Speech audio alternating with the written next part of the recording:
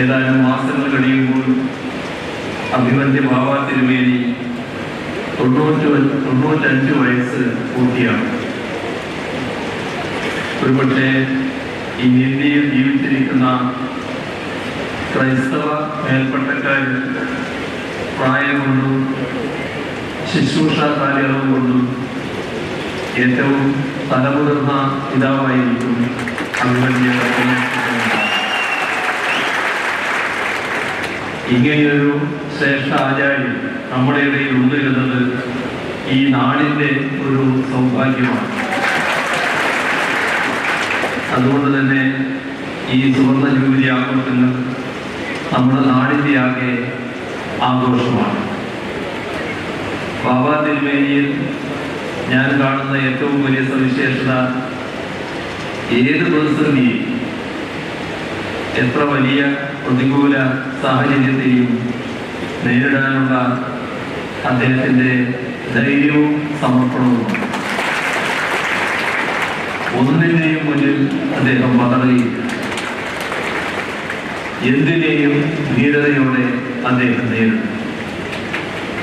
കാറ്റിൻ്റെയും കോളിൻ്റെയും ഇടയിൽ പടക് മറിയുമെന്ന് ഭയന്ന് ശിഷ്യന്മാർ ഭയന്നാലും അദ്ദേഹം അവരത്ത് ശാന്തനായി ഉണ്ടാകും. മറ്റൊരു സവിശേഷത, അർഹതപ്പെട്ടത് നേടിയെടുക്കാനായി ഏതറ്റം വരെയും പോകാനുള്ള അദ്ദേഹത്തിന്റെ നിലപാടുകളിൽ അചഞ്ചലനാണ്. ഈ രണ്ട് പ്രത്യേകതകളും ബസേലിയോസ് എന്ന ഗ്രീക്ക് നാമത്തിൻ്റെ അർത്ഥത്തെ അന്വർത്ഥമാക്കുന്ന വ്യക്തിത്വമായി അഭിമന്യ ബാബ തിരുമേനിയെ മാറ്റുന്നു. അതേസമയം തന്നെ കേരളത്തിൻ്റെ സവിശേഷത ഉൾക്കൊള്ളുന്ന യഥാർത്ഥ പുത്രനാണ് അഭിമന്യ ശ്രേഷ്ഠ കത്തോലിക്ക. എന്തുകൊണ്ട്? ഒരു വശത്ത് ചരിത്രപരമായ പ്രതിസന്ധികളെയും പ്രതികൂലതകളെയും അതിജീവിച്ചുകൊണ്ടിരിക്കുകയാണ് കേരളം. മറുവശത്ത് നമുക്ക് അർഹതപ്പെട്ടത് നേടിയെടുക്കാനായുള്ള പോരാട്ടത്തിൽ ഏർപ്പെട്ടിരിക്കുകയാണ് കേരളം.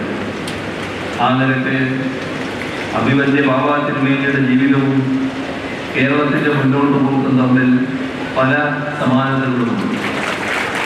ഇതുകൊണ്ടൊക്കെ കൂടിയാണ് ഈ സുവർണ്ണ ജൂബിലി ആഘോഷങ്ങൾ നമ്മുടെ നാടിൻ്റെ ആഘോഷമാണെന്ന് നേരത്തെ പറഞ്ഞത്. 22 വർഷത്തോളമായി യാക്കോബായ സുറിയാനി സഭയുടെ തലവനാണ് ശ്രേഷ്ഠബാബ.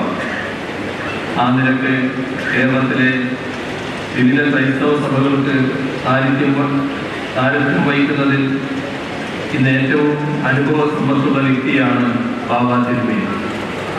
അതുകൊണ്ട് തന്നെ കേരളത്തിലെ ക്രൈസ്തവർക്കാകെ മാർഗദർശനം നൽകാനുള്ള സവിശേഷമായ ഉത്തരവാദിത്വം അദ്ദേഹത്തിന് ഈ ഘട്ടത്തിലുണ്ട്. കാരണം ആട്ടിൻതോൽ ധരിച്ച ചെന്നായ്ക്കൾ കേരള സമൂഹത്തിൻ്റെ ആകെ ശാന്തിയെയും സമാധാനത്തെയും ആസൂത്രിതമായ ശ്രമങ്ങൾ നടത്തുന്ന കാലമാണ്. അവയെ ഒറ്റക്കെട്ടായി നിന്ന് ചെറുക്കാനും അതിജീവിക്കാനും നമുക്ക് കഴിയണം.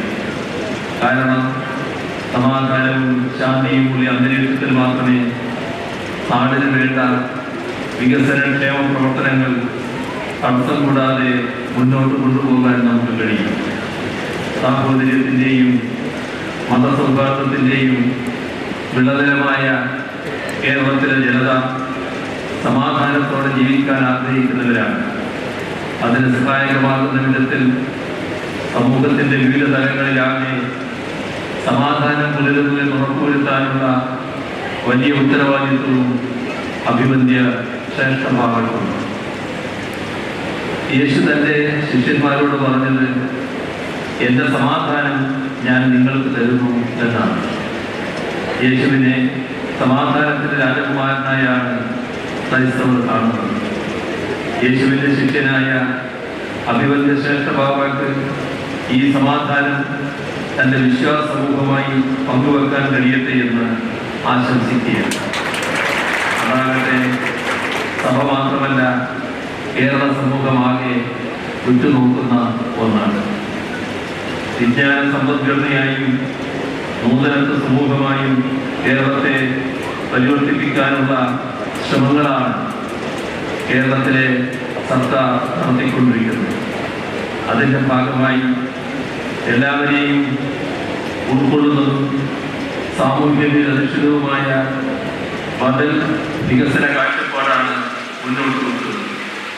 സ്ത്രീകൾക്ക് വേണ്ടി, പട്ടികജാതി പട്ടികവർഗ വിഭാഗങ്ങൾക്ക് വേണ്ടി, മറ്റ് പിന്നോക്ക വിഭാഗങ്ങൾക്ക് വേണ്ടി, സംവരണാനുകൂല്യം ലഭിക്കാത്ത വിഭാഗങ്ങളിലെ സാമ്പത്തികമായി പിന്നോക്കം നിൽക്കുന്നവർക്ക് വേണ്ടി, അർഹതപ്പെട്ടവർക്കെല്ലാം സംവരണാനുകൂല്യം ലഭിക്കുന്നതിന് ഉറപ്പുവരുത്താൻ വേണ്ടിയൊക്കെ സർക്കാർ നടത്തുന്ന പ്രവർത്തനങ്ങൾ ആ സമഗ്രമായ കാഴ്ചപ്പാട് മുൻനിർത്തിയുള്ളവയാണ്. സഭയുമായി ബന്ധപ്പെട്ട വിദ്യാഭ്യാസ മേഖലയിലാവട്ടെ, സാമൂഹ്യ മേഖലയിലാവട്ടെ, സംവാദത്തിൻ്റെ മേഖലയിലാവട്ടെ, സഭാംഗങ്ങളുടെ പരിപാലന ശുശ്രൂഷയുടെ മേഖലയിലാവട്ടെ, സമഗ്രമായ ഇടപെടലുകളാണ് കാലം ആവശ്യപ്പെടുന്നത്.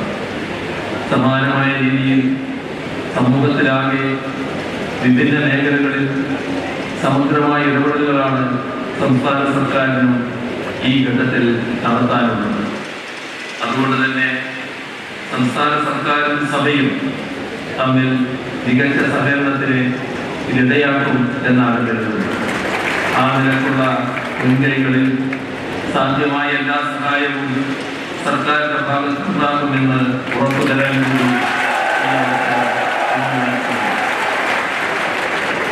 വിശുദ്ധ പത്രോസിന്റെ സിംഹാസനവുമായുള്ള ബന്ധം ദൃഢമായി കാത്തു സൂക്ഷിക്കുമ്പോൾ തന്നെ യേശു ശിഷ്യനായ തോമാസ് ശ്ലീഹായുടെ പിൻഗാമികൾ എന്ന പാരമ്പര്യം മുറുകെയെത്തിക്കുന്നു യാക്കോബായ സുറിയായ സഭ.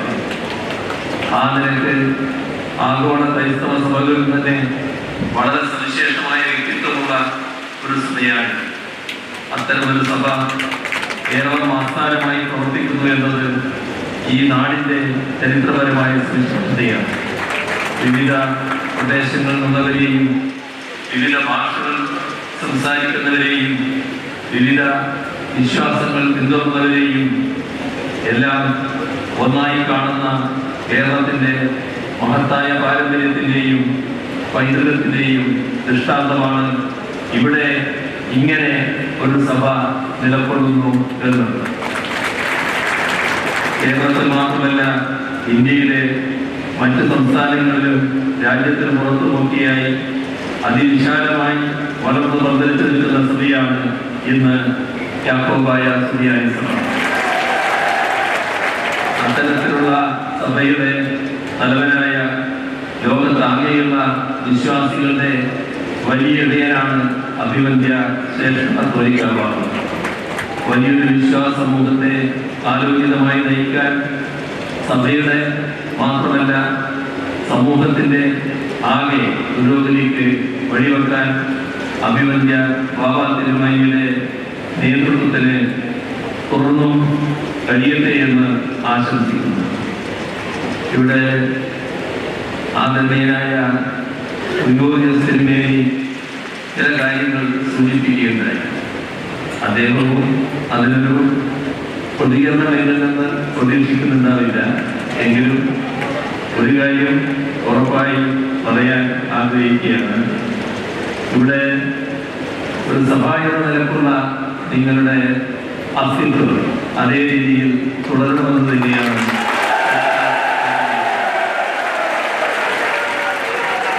ആ കാര്യത്തിൽ ആവശ്യമായ നടപടികൾ എന്ന് അദ്ദേഹം സൂചിപ്പിക്കുകയുണ്ടായി. ഇനിയും ഒട്ടേറെ നടപടികൾ വേണ്ടതായിട്ടുണ്ട്. ഒരു കാര്യം നാം കാണേണ്ടത്, കേരളം പൊതുവെ തന്നെ ആ ഒരു നിലപാട് സ്വീകരിക്കുന്നു എന്നുള്ളതാണ്. എല്ലാവരുടെയും പിന്തുണയോടെ ഈ പ്രശ്നത്തിന് പരിഹാരം കാണാൻ കഴിയുമെന്ന് തന്നെയാണ് ഞാൻ പ്രതീക്ഷിക്കുന്നത്. പാത്രിയാർക്കി ബാവയുടെ സാന്നിധ്യത്തെ ഒരിക്കൽ കൂടി അനുസ്മരിക്കുന്നു. മഹാപൗരോഹിത്യ സ്വർണ്ണ ജൂബിലിയുടെ നിറവിലായിരിക്കുന്ന ശ്രേഷ്ഠ കത്തോലിക്ക ബസേലിയസ് തോമസ് ബാവ തിരുമേനിക്കും യാക്കോബായ സുറിയാനി സഭക്കും എല്ലാ ഭാവുകങ്ങളും നേർന്നുകൊണ്ട് ഈ മഹാസദസ്സിന്റെ ഔപചാരികമായ ഉദ്ഘാടനം എന്നെ ഏൽപ്പിച്ചതുകൊണ്ട് ആ ഉദ്ഘാടനം നിങ്ങളുടെ എല്ലാ